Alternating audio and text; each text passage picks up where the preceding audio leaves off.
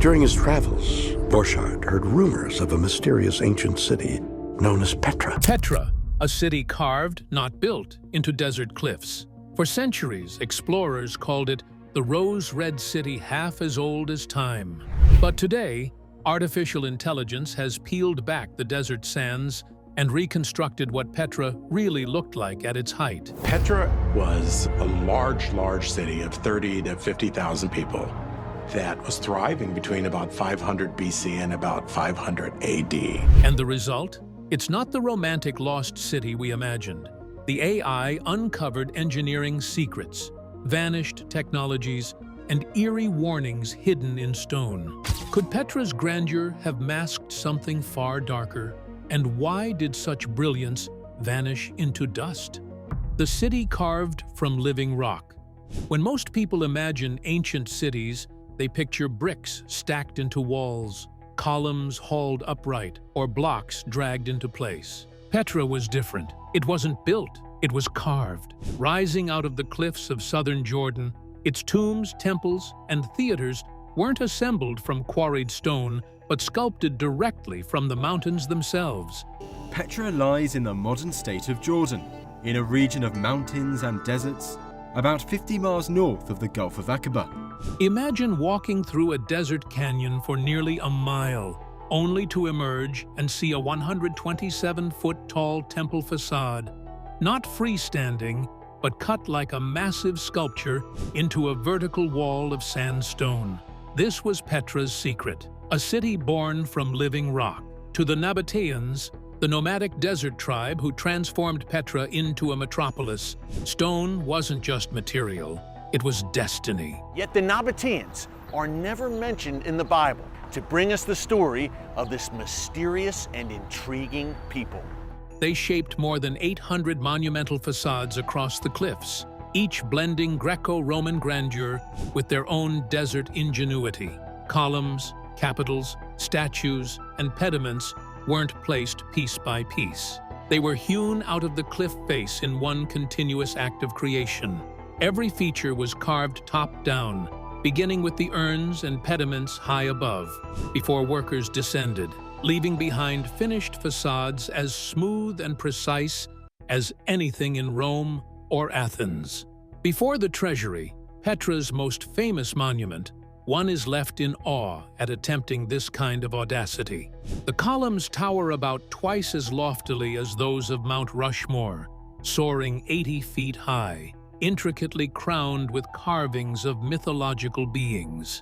Nowhere do we see supports or scaffolding. We are left to ponder just how they accomplished that. This has been the subject of much speculation by archaeologists for the past 200 years, until a tomb higher up on the cliff, found to be unfinished, revealed its secrets. The Nabateans carved their way down, working from the top. Ramps into the lower levels were efficiently created from the rubble generated by the carving itself. When the facade was complete, the last vestige of their working platforms had disappeared, as if by magic. It was as if the city had invariably floated out of the rock. Plans for constructing all types of facades would have incorporated a highly orderly approach. The crisscrossing and very precise mapping of the respective tool marks and chisel strokes across the facades. Spontaneously created designs then turn out to have been carefully envisaged. Even some of the facades can be said to testify to a modular conception. A definite repetition of proportions and some acts of design seem to have made the Nabateans less a sculpting people than mathematicians working on some kind of hidden blueprint. But Petra was far more than a vast burial ground. It was an urban center. It was a cultural crossroads, a demonstration of power. Some 20 to 30,000 people lived there at its peak. Downtown extended over some 2 square kilometers of temples, houses, and markets, while suburbs stretched back from the valley. Petra was built in the heart of a hidden valley. The city is completely surrounded by high mountain ranges and canyons. Even the carving of a theater with a seating capacity of 6,000 from solid rock, practical as well as symbolic. Everything in Petra was about ambition, a tribe that had mastered desert trade routes, then impressed their wealth and vision into stone they assumed would be eternal. Yet one thing we know for sure, the architecture of Petra invites unsettling questions. Why carve a city into the cliffs while other ancient powers were building it right from the ground? Why choose a location where hardly any water would be found, where timber was always scarce? And they used the water, they collected it, they used it for irrigation, they found a way to create this sort of oasis. And where destruction was always possible because of flash floods. Historians have always romantically attributed it to great engineering and adaptation to the desert climate. But now, with the AI reconstruction, the plot deepens. It showed that Petra's facades were not random expressions of artistic exuberance. Instead, they obeyed repeated geometric principles, golden ratios, and standardized templates, that is, components in a much larger system. This was not just artistry, this was targeted encoding. Petra may not have been carved for display.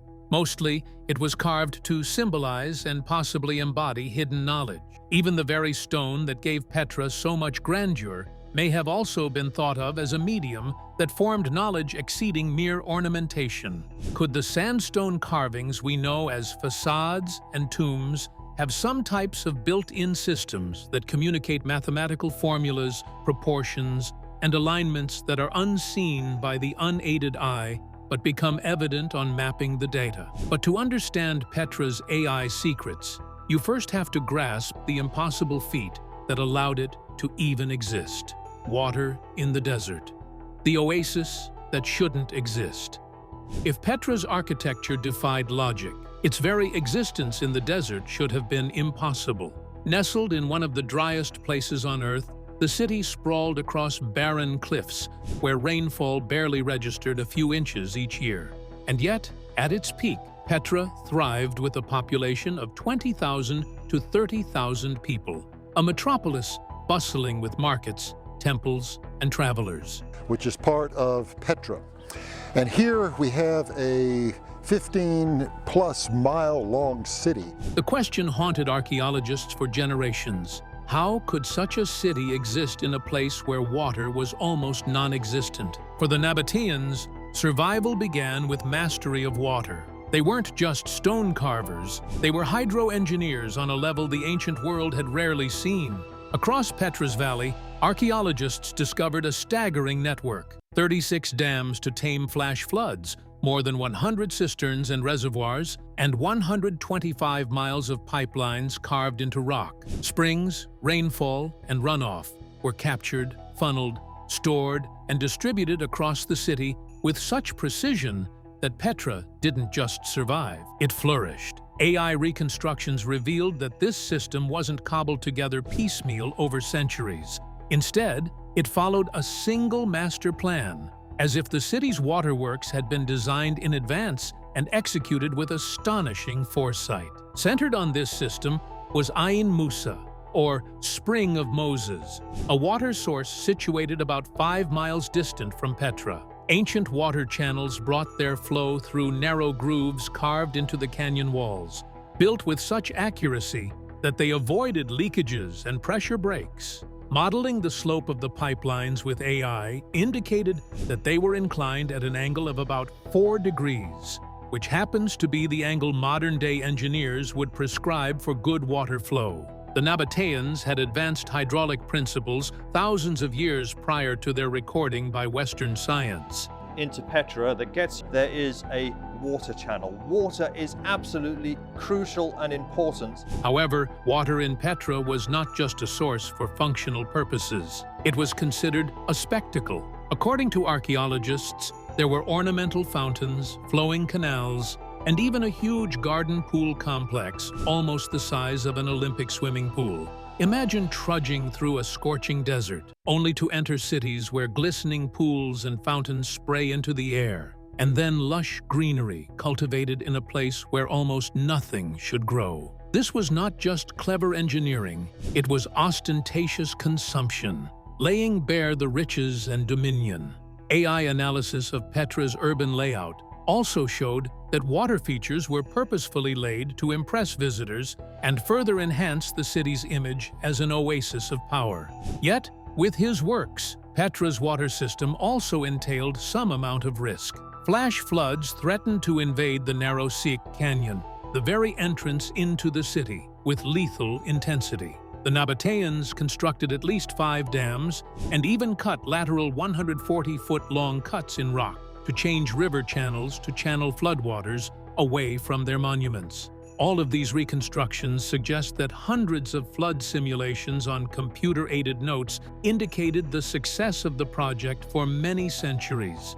Gradually, however, weaknesses into the system began to appear, and there is evidence that some protective dams ruptured, allowing floodwaters to tear into Petra's streets and foundations. The very element that enabled Petra to flourish eventually also did damage to it. It is this duality, which water brings salvation or ends destruction, that underlies the whole story of Petra. Indian authorities evacuated hundreds of tourists from the ancient city of Petra after heavy rains caused flash floods. The AI revealed that Nabatean water systems were not just functional infrastructures, but were laden with redundancy, balance, and flow ratios, indicating deeper philosophies. Water, for Nabateans, was not just life, it is sacred, a force to be controlled, displayed, and feared. The fountains and pools may not have been intended just for luxury, but as a component in a coded system, a visible reminder that Petra's sustenance depended on some fragile equilibrium. Because while Petra thrived on impossible abundance, AI found its designs weren't just practical, they were mathematical. Geometry written in stone. To the casual visitor, Petra's monuments seem like beautiful tombs carved for kings and merchants. But when artificial intelligence reconstructed their proportions and compared them across hundreds of facades, a startling pattern emerged. One of the most amazing places you could ever hope to see in your life is the ancient center of Petra in Jordan. These were not random works of artistic expression. They were precise, calculated, and repeated.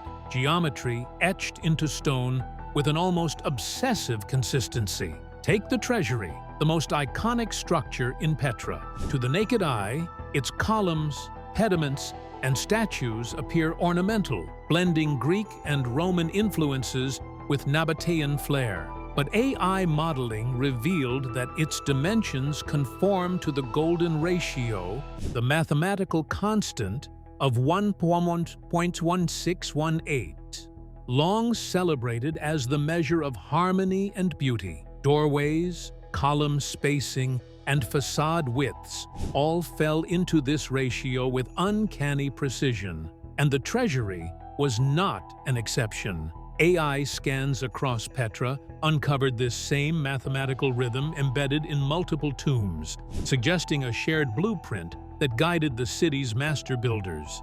These modular repetitions are even scarier. The AI figured there were at least 19 design modules that were repeated across the facades. Crow steps, pediments, columns, urns, and niches. They are blocks that could be mixed and matched like prefabricated parts of an assembly kit to create different facades while still retaining the geometric order. This was not inspiration-based artistry. It was template-based architecture centuries before prefabrication was ever thought to exist. From the crow steps, those stair-like carvings rising above the tops of tombs, archaeologists once thought their variations random or decorative. However, AI analysis demonstrated they had a systematic adjustment to facade width, a design solution ruled by geometry and certainly not discretion. Each facade was not only a sculpture, but part of a larger mathematical rationale embedded into Petra's very skyline. The implication has been vast. The Nabateans were not just carving tombs to please the dead. They were inscribing mathematical reasoning into the desert cliffs of Petra, which became an expression of principles of balance, proportion, and harmony. It was as though Petra were a monumental-scale living textbook of geometry. The AI also detected evidence of mirroring and symmetry. Tombs align themselves in pairs with ratios that correspond to one another, as if they were supposed to speak across the canyon.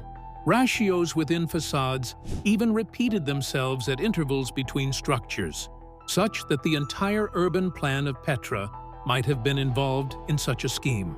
Scattered tombs, carved wherever the cliffs permitted, could thus well be portions of a great geometrical choreography. What could lead a desert trading people to invest so much effort into the precision of mathematics?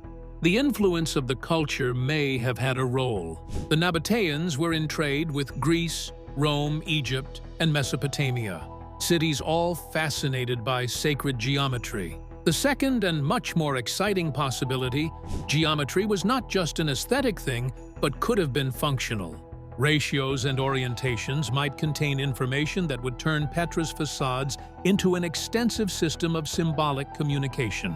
The peculiar look of the facades has led some researchers to believe that they were more than tombs, specifically markers like stone equations recording knowledge.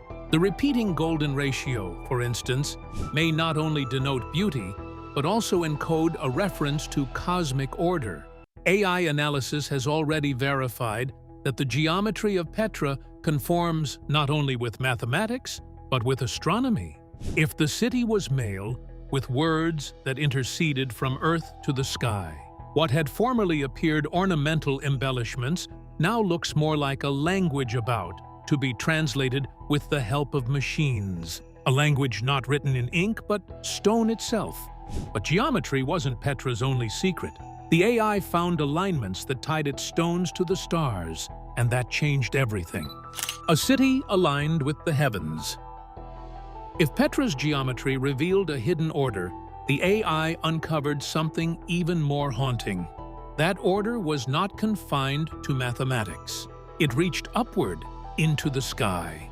For centuries, scholars had noted that Petra's monuments seemed to align with the rising and setting of the sun during solstices and equinoxes.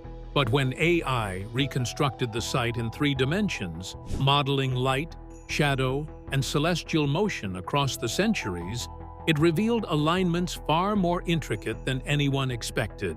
The treasury, Petra's most iconic facade, faces east. Tourists today notice the way morning sunlight spills into the canyon, illuminating the monument in a golden glow. But AI modeling showed that this wasn't simply aesthetic. The angle was calculated. On the summer solstice, sunlight strikes directly into the entrance. On the winter solstice, shadows align with carved pediments. These were not coincidences. The treasury was designed as a solar calendar in stone. Never was it, however, the only one. Along the expanse of Petra, tomb after tomb and temple after temple were aligned with happenings in the heavens. The monastery had its sights set on sunset at the equinox from up in its lofty clasp of cliffs. The so-called high place of sacrifice had its markings for the lunar standstills, which happen once every 18.6 years. AI analysis even takes this further and suggests very subtle correlations between the architectural axes and their precise rising positions on the view to constellations. Some of the alignments indicated towards Orion, some towards Pleiades, 2 clusters of saints that in many ancient religions symbolize the rebirth, fertility, and cosmic order. This was made horrifying by the amplitude of the alignment system. Petra wasn't simply a city with a handful of astronomical markers. It was rather a giant observatory. Tombs, temples, and even streets were all parts of a widespread celestial grid, coordinating Petra's architecture with the rhythm of the heavens. AI worked to reconstruct these alignments and correlate them against sky charts from circa the 1st centuries BCE and CE, and the matches were exact. This proves the Nabateans to be more than traders and stone carvers. They were sky watchers, and their accuracy of tracking the cycles of sun, moon, and stars is rivaling, in some cases surpassing, that of their contemporaries in Greece and Egypt. Just when one thinks the research could not get darker, an AI detects more alignments with not only annual cycles, but with long-term celestial patterns, lunar nodes, precessional shifts, and even points tied to rare astronomical events. In other words, Petra may have been built not simply for the purpose of ritual or beauty, but possibly in order to make predictions. Envision a society that utilizes its most populous city to serve the function of a cosmic clock, one that could tell when floods would come. At the tunnel's entrance, Paradise spots clear evidence that at some point, water was massively backed up. Announce eclipses, and might even warn of disasters coming from the heavens. Evacuation efforts in Jordan's iconic city of Petra. Local media showed dramatic images of evacuations that were ordered to ensure the safety of. The Nabateans dwelt in a perfidious climate in which a single drought or flood could mean doom. Their view was that the skies were not simply a divine painting. They were a manual for survival. If Petra was watching the skies, the question is, what were they so afraid of? Collapse coded in ruins. For centuries, Petra's decline was blamed on the simplest explanation: the shifting sands of time. Earthquakes shook the cliffs, trade routes dried up, and the Nabatean kingdom faded into obscurity. But when artificial intelligence analyzed the debris fields of Petra, the story that emerged was far more violent and far more sudden. The AI didn't just rebuild facades. It tracked how collapsed stones scattered across the valley. It measured directions of fallen blocks, distances of displacement, and even angles of fracture. What it revealed was not the slow erosion of centuries, but an explosive event. Massive stones weighing several tons lay hurled far from their original settings, scattered in ways that earthquakes alone rarely produce. The pattern suggested not gradual ruin, but catastrophe. Geological surveys around Petra had already hinted at instability. The region lies on fault lines, and historical texts mention a massive earthquake in 363 CE that devastated cities across the Levant. Archaeologists long assumed Petra was simply another victim, but AI modeling compared the collapse patterns with earthquake simulations and found inconsistencies. Some blocks had been tossed, not toppled. Others were shifted in uniform directions, as though swept by a force more like a flood wave than seismic shaking. As a result, researchers hurried to study the role of water. Although Petra knew how to catch scarce rainfall, the desert knows other ways to abate its thirst, from sudden, frightening floods. Evidence surrounding the Siq, the narrow canyon that is the entrance to Petra, shows deep, ancient flood channels carved into the rock. While the Nabateans built 5 dams to manage these torrents, AI recreation of flood models suggested that the failure of even a single dam could have triggered a cataclysm. A wall of water sweeping down this canyon could have had devastating effects, collapsing buildings, ripping up paving slabs, and submerging entire sectors in minutes. Not only deluges were unearthed by AI, however. With regard to celestial alignments, it came to light that there may have been another factor, that Petra fell owing to cosmic activity. Indeed, it was around 536 CE that historical accounts from Europe to Asia refer to a strange, dark age, when a terrible dimming of the sun occurred. Harvests failed, and societies crashed. Modern science ascribes these events to a tremendous eruption or cometary airburst that filled the skies with dust. The AI's debris pattern analysis revealed an eerie match with blast waves, the same kind that emanated from an explosion in the atmosphere. So it seems that Petra fell not simply to earthquakes or floods, but also very likely to a cosmic strike. The irony, if true, is slaying. It seems like the alignments of Petra have been laid out, keeping in mind the cycles of celestial calamity, warning about meteors, comets, or floods. Yet knowledge has come too late. It did not save them when disaster struck. The cosmic machine that Petra represented very likely warned of doom, but could not avert it. Still more disturbing is the speed at which Petra faded. In contrast to Rome or Athens, whose ultimate demise involved a slow change into later civilizations, the city of Petra seemed to have disappeared almost without explanation into nothingness. The city was abandoned within a few centuries at the peak of its power. Its water systems fell into disuse, and its facades just crumbled away. But Petra's fall wasn't just about nature. It was about people, silence, and lost knowledge. The vanishing of Nabatean knowledge. If Petra's fall were only about earthquakes, floods, or cosmic disasters, then traces of the Nabateans' brilliance should still have endured. Their neighbors might have borrowed their hydraulic systems, preserved their architectural methods, or at least passed on fragments of their astronomical knowledge. Yet, history shows the opposite. Within a few centuries of Petra's decline, almost all memory of its builders had vanished. The knowledge that carved a city into cliffs and mastered water in a desert seemed to dissolve into silence. The Nabateans left almost no written records. Unlike Egypt, with its hieroglyphs, or Rome with its archives, the Nabatean kingdom relied primarily on oral tradition and minimal inscriptions. A few Aramaic texts carved above tombs survive, often dedicatory phrases or warnings not to disturb the dead. But nothing resembling engineering manuals, astronomical records, or even narrative histories has been found.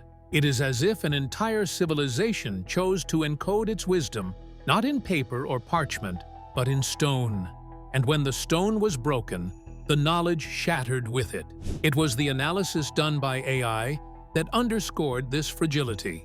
On comparing Petra's infrastructure with Roman and later Byzantine systems, their conquerors adopted none of the advanced hydraulic principles of the Nabateans.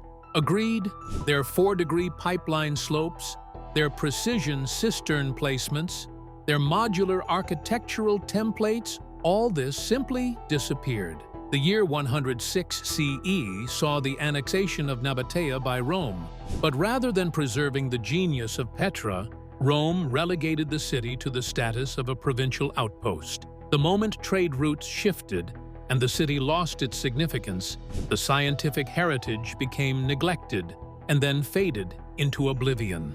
It remains an open question whether the disappearance was intentional or accidental. Some historians postulate that knowledge of Petra was held in a centralized manner in a priestly or elite class, which hid it from the masses. If the knowledge were held by only a small circle of astronomer engineers, then catastrophe would have eliminated both them and the knowledge. An earthquake, a flood, or the conquest of Petra could have fit the bill. Another unsettling theory goes that Rome, and later powers, may have actively suppressed Nabatean science, viewing it as competition or heresy. Without proper records, therefore, one could effectively erase Petra's claim to greatness from memory, not just through the ravages of time, but also through deliberate malice. Deafening silence. The Nabateans were meant to have predicted celestial cycles, to have encoded golden ratios into facades, and constructed modular systems that far superseded the time developments of their day.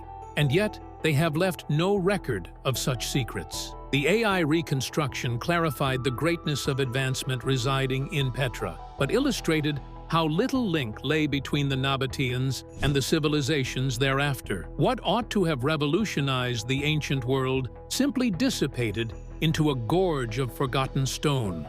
Absently, even the myths testify to this erasure. Later, Arab traditions remembered Petra not as a scientific capital, but rather a haunted place laden with tales of treasure and curses. The aura of the treasury became overrun with legends, folk tales of merchants shooting bullets into its vessel as they sought the treasure's gold hidden in. This scientific Petra, the Petra of ratios, alignments, and hydraulics, had simply gone missing. The disappearance, then, points to a realization that troubles modern scholars. Knowledge is tenuous. A culture may perch atop dizzying heights of knowledge and brilliance, but unfurl it and let it slip from the threads of preservation, and within one generation, that knowledge may vanish. The silence about Petra shares with other tragedies. the burning of the Library of Alexandria, the disappearance of Maya scribes, or the loss of entire languages. AI can surely reconstruct the stones, but it cannot recover the minds that shaped them. And this brings us to the AI's most unsettling implication. Petra wasn't just a city of the past, it might be a warning to the future. Monument or warning? When most people look at Petra, they see a monument, a dazzling city carved into sandstone cliffs, a symbol of wealth, power, and artistry. But the AI reconstruction pointed to a darker possibility. What if Petra was never meant only as a showcase of grandeur? What if it was also a warning? Across the city, I detected alignments and proportions that seemed to encode more than beauty. The golden ratios repeated across facades. Celestial markers aligned with solstices, lunar standstills, and even rare astronomical cycles. Hydrological systems were not only practical, but symbolic, balancing abundance with danger. Taken together, Petra resembled less a city and more a vast coded text, as if the Nabateans were trying to leave a message written in stone for whoever came after them. A puzzling revelation to the AI was that some of Petra's alignments did not only correspond to the annual solar or lunar cycles, but also matched periodic catastrophes. The reappearance of meteor streams, the timing of floods, the recurrence of cosmic disruptions. If true, Petra wasn't meant merely to honor the dead or display wealth, for it was a survival manual, a stone-encoded reminder of things to return on a scale too great for any one generation to track. The gory irony. If indeed the builders of Petra did foresee disaster for their city, it has succumbed to the very elements they seem to have predicted: floods, earthquakes, or even cosmic calamities. Undoubtedly, one shudders at the thought of knowledge by itself being insufficient. A civilization may foresee dangers, may carve such into mountains, but if those warnings will eventually become forgotten or ignored, then survival is never guaranteed. Frankly speaking, this interpretation casts Petra's uniqueness in a new light. The treasury may not simply have been a tomb, with its perfect proportions and careful orientation. It might have been a calendar. The monastery, oriented to sunset on equinoxes, may not simply have been a ceremonial site, but could have been a signal. The delicate balance of the city's waterworks between scarcity and abundance may have also served to symbolize this razor's edge of survival from prosperity to catastrophe. So Alan said about Petra, was it a monument or a warning? Maybe it is both. For the Nabateans, encoding wisdom in stone served two purposes: to impress the outsiders with the picture of eternal power and to leave messages for those willing to look deeper. These messages, unfortunately, remained buried in centuries of silence until again decoded by AI. It makes for a slightly uncomfortable questioning of our own world. The prime lesson from Petra is that civilized life may ascend to the heights of engineering and knowledge, and yet perish. It shows that disasters may be foreseen, etched, even printed as warnings, only to have societies blindsided and taken unawares. It shows that even if one possesses knowledge too sophisticated to save such ruins from generations, in the end, it all reduces to nothing without resilience. The AI reconstruction does more than help solve Petra's mysteries. It holds up a mirror. If the builders of Petra left behind warnings about a cycle of cosmic, earthly catastrophe, what warnings are we leaving behind today? Will our monuments, our data, or our technologies still be available when the next collapse comes? Or will they just find our ruins and wonder what we knew and why we never acted? History isn't a straight climb. It's a cycle of rise, collapse, and forgotten brilliance. Petra's AI reconstruction may finally show us the truth, but also a warning. What do you think Petra's builders were trying to tell us? Share your theories in the comments. And if you want more deep dives into history's darkest mysteries, make sure to like, subscribe, and watch the next video on screen.